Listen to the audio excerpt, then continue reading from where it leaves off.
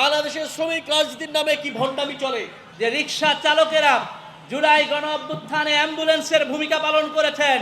বাংলাদেশে জাতীয় শ্রমিক শক্তি শ্রমিকের অধিকার প্রতিষ্ঠায় সর্বোচ্চ লড়াইটা করবে। আগস্টের 2 তারিখ এবং 3 তারিখে আমরা যখন শহীদ মিনারে যাই তখন দেখেছিলাম রিক্সা শ্রমিকরা কিভাবে দল বেঁধে শহীদ মিনারে ছুটে যাচ্ছে। ছাত্রদের নেতৃত্বে যেই গণ অভ্যুত্থান শুরু হয়েছিল সেই গণ অভ্যুত্থানকে শ্রমিকদের মতো এত আপন কেউ করে নিতে পারে নাই। ফলত আমরা দেখেছি এই গণ অভ্যুত্থানের সবচেয়ে বেশি শহীদের সংখ্যা যেই ক্যাটাগরিতে, সেই ক্যাটাগরির নাম হচ্ছে শ্রমিক। কিন্তু আমরা দেখলাম গণ অভ্যুত্থানের পরে শ্রমিকরা তাদের কর্মক্ষেত্রে ন্যায্য হিস্যা তো পেলই না, উল্টো শ্রমিক হত্যাও শুরু হলো। আপনাদের নিশ্চয়ই মনে আছে গত বছরের সেপ্টেম্বর মাসে নীলফামারীতে উত্তরা ইপিজেটে একজন শ্রমিক হত্যা হয়েছিল, একজন শ্রমিককে গুলি করে মেরে ফেলা হয়েছিল।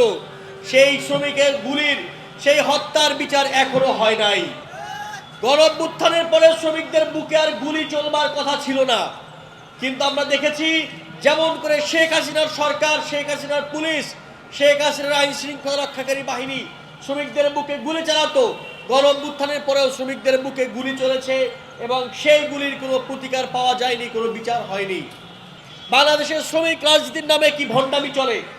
শ্রমিকদের কপাল, শ্রমিকদের নসিব শ্রমিকরা নির্ধারণ করতে পারে না। শ্রমিকদের নসিব নির্ধারণ করে মালিকরা, যাদের পয়সা আছে, যারা শিল্পপতি, যারা গার্মেন্টসের মালিক, তারা নির্ধারণ করে শ্রমিকদের ভাগ্য।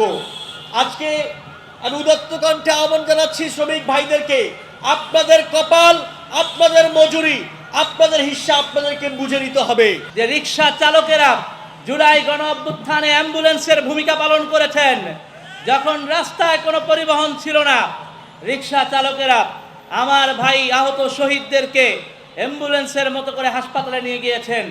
আমরা দেখেছি ট্রাক চালকেরা রাস্তা আটকে দিয়েছেন যাতে করে পুলিশের গাড়ি আন্দোলন স্থলে পৌঁছাতে না পারে। এভাবে করে নানা পর্যায়ের মানুষেরা এই আন্দোলনে সম্পৃক্ত হয়েছেন, গণ অভ্যুত্থানকে সফল করতে ভূমিকা রেখেছেন। গণ অভ্যুত্থান পরবর্তী সময়ে শ্রমিক ভাইদের চাহিদার তো তেমন কিছু ছিল না, কিন্তু শ্রমিক ভাইদের সাথে কোনো আলাপ হয়নি, এই স্টেক হোল্ডারদের সাথে কোনো আলাপ আলোচনা রাষ্ট্রের হয় নাই। যে কারণে গণ অভ্যুত্থান পরবর্তী সময়েও আমরা দেখেছি কলকারখানা বন্ধ হয়েছে, শ্রমিকদেরকে নানা দুর্ভোগ দুঃসহ জীবনের মধ্য দিয়ে যেতে হয়েছে। অনেকের লিভিং স্ট্যান্ডার্ড চেঞ্জ হয়েছে, কিন্তু শ্রমিকদের লিভিং স্ট্যান্ডার্ডে কোনো পরিবর্তন হয় নাই, বরং অবনতি ঘটেছে। এই যে বাস্তবতা, সমাজের এই বাস্তবতাটুকুকে পরিবর্তন করতে আমাদেরকে এক হয়ে কাজ করতে হবে।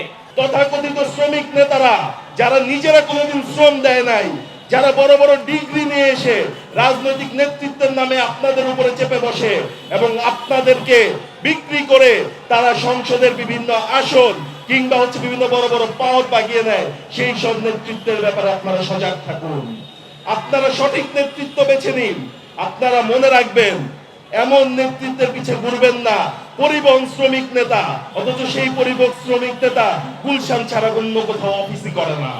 এই ধরনের পরিবহন শ্রমিক নেতার পিছে আপনারা ঘুরেন না, কারণ মনে রাখবেন আপনার মৃত্যু হলে আপনি প্রত্যেকটা ট্রিপে যে জিপি দেন, আপনার মৃত্যু হলে আপনি প্রত্যেকটা ট্রিপে যে চাঁদা দেন, আপনি প্রত্যেক মাসে যে চাঁদা দেন, তার থেকে 1 পয়সাও আপনার ভাগ্যে জুটবে না। আপনার পরিবারের কাছে যদি আপনার দাফনের টাকা না থাকে, সেই নেতারা আপনার দাফনটাও করে দেবে না। শ্রমিক অধিকারের অনেক বড় বড় ফিরিস্তি আছে। শ্রমিকের ন্যায্য মূল্য লাগবে, সঠিক কর্মঘণ্টা লাগবে, সবকিছুর সাথে একমত, কিন্তু শ্রমিকের যে বেসিক নিডটুকু, বেসিক সম্মানটুকু যতটুকু না হলেই নয় একজন মানুষের, শ্রমিকও তো একজন নাগরিক, সেই নাগরিকের যে বেসিক সম্মানটুকু সেইটা এই সমাজে নিশ্চিত হয় না। এবং সেটা নিশ্চিত হয় না, মনে রাখবেন, শুধুমাত্র নেতৃত্ব ভুল বাছাইয়ের কারণে। তাই আপনাদেরকে অনুরোধ করব, আপনারা সঠিক নেতৃত্ব বেছে নেন।